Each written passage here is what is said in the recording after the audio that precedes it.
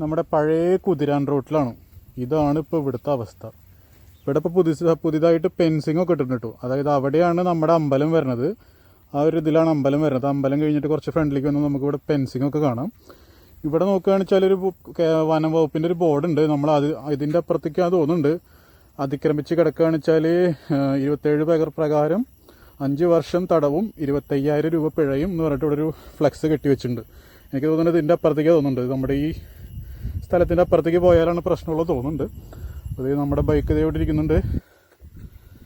പണ്ടൊക്കെ എത്ര ടാക്സി ആയിട്ടും ലോറി ആയിട്ടും പോയിട്ടുള്ളൊരു വഴിയാട്ടോ ഇത്. ഇപ്പോൾ കണ്ടില്ലേ, പണ്ടൊന്നും ഇത്ര നീറ്റായിട്ടുള്ള ഹൈവേയും കൂടി ആയിരുന്നില്ല ഈ കുതിരാൻ എന്ന് പറയുന്നത്. ഇപ്പോൾ ആരും പോകാണ്ടായപ്പോൾ അടിപൊളി ഹൈവേ ആണ് ഇപ്പോൾ കാണുന്നത്. ഇവിടെ നോക്കുകയാണെന്ന് വെച്ചാൽ പണ്ട് ബഹളമായിരുന്നു ഫുള്ള്.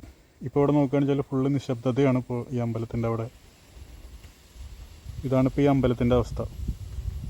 ഇപ്പോൾ ഇവിടെ നോക്കുക വെച്ചാൽ